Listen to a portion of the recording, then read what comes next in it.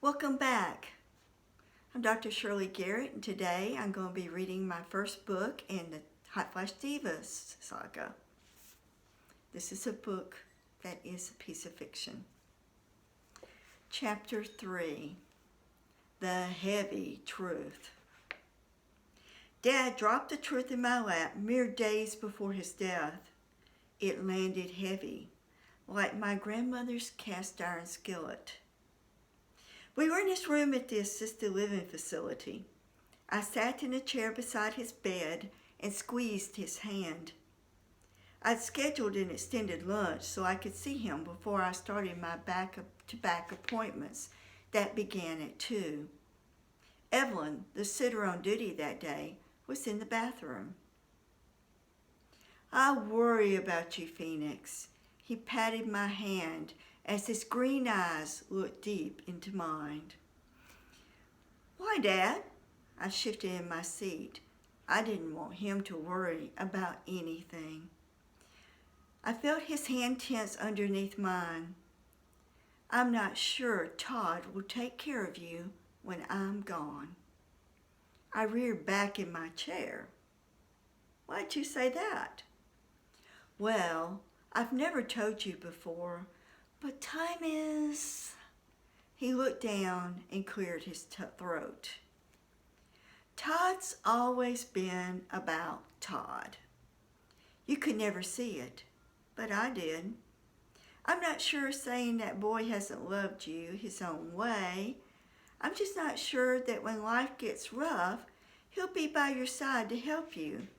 He's in the center of his own universe." I felt my back stiffen. My hands slid out from under Dad's. How much tougher could life get than this? Todd's not perfect, but I do believe he loves me. "I'm sorry, Pumpkin. I shouldn't have said anything. I didn't mean to upset you." He picked at the blanket with his knobby fingers, the blue veins prominent on the back of his hands. "It's just, you're my little girl, and I worry." "Don't worry, Dad. You named me Phoenix for a reason." I placed my hand atop his, rubbing my thumb across the top of his arthritic knuckles. Dad chuckled, then winced. He slowed his breathing, a trick the nurse had taught him to ease his pain. Evelyn exited the bathroom, walked over, and pulled the covers at the foot of the bed. "They always make his bed so tight, it hurts his toes." I nodded and looked back at Dad. He sighed and closed his eyes. "Have you heard from your brother?"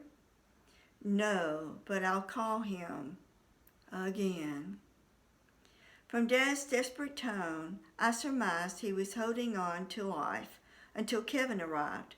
I could feel my insides knot as I pondered what I would say to Kevin. I rubbed circles on my stomach, trying to ease the cramping, while I walked down the long carpeted hall to the lobby to make the call.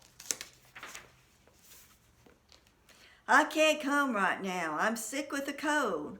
Kevin didn't sound congested. I plopped my free hand on my hip, ready for battle. "What does that have to do with you coming to Huntsville? Dad's near the end. There's no need to worry about infecting him." So much for my stab at logic. "You're not working right now, so that's not an issue."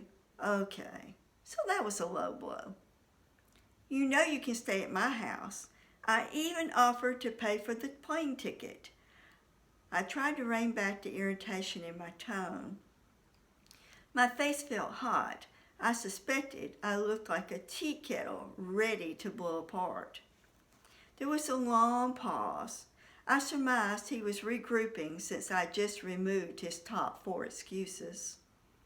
"My doctor said not to fly when I have a cold."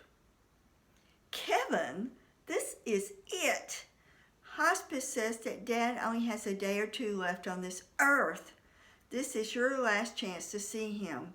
He keeps asking me when you're coming." I blew a stray hair out of my face. "I'm not good in these situations, Phoenix. I'm not you. More silence. I took a deep breath and wondered, what does that mean? If you won't come for Dad, come for me. I need you. The minute I spoke the words, I knew they were true.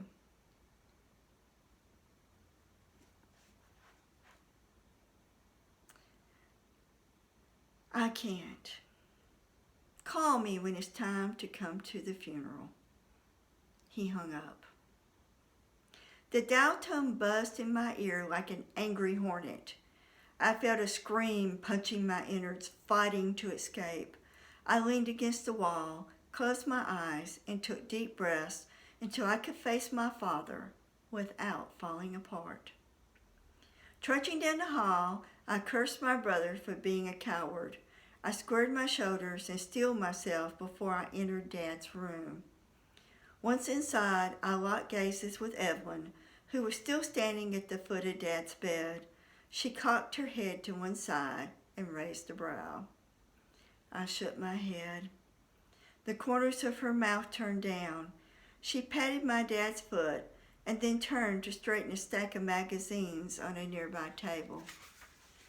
Evelyn, why don't you take a break and eat lunch while you can? I have to leave in an hour. I've set the alarm on my phone to alert me. Sure, she nodded, pasting a non-committal expression on her face, and left the room. After 11 years of caring for the sick and dying, she undoubtedly knew what I was about to tell my father. I crawled into Dad's bed and cuddled against him, hugging the bundle of bones beneath his blue-striped pajamas. He's not coming, is he? I could feel the vibration of his voice against my cheek. While I was growing up, Dad smelled like cigarettes, coffee, and Old Spice. Now the essence of the approaching grave clung to him.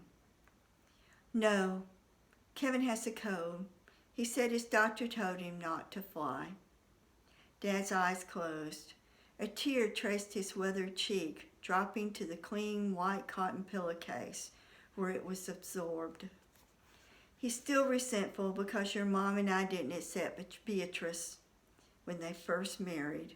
You know what a hard woman Agnes could be. I nodded my agreement. Mom was a force, more like a cocked pistol.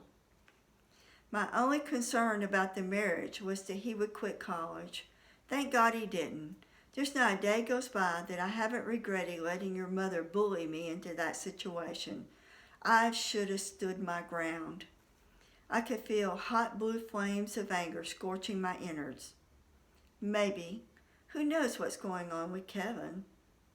I placed my hand over my stomach, willing the anger to abate. We both knew from years of experience that Kevin's way of dealing with tough emotions was avoidance. I snuggled closer, offering comfort to Dad and needing it from him. Exhausted, I fell asleep beside him. That is the end of chapter 3. Join me tomorrow when I post chapter 4.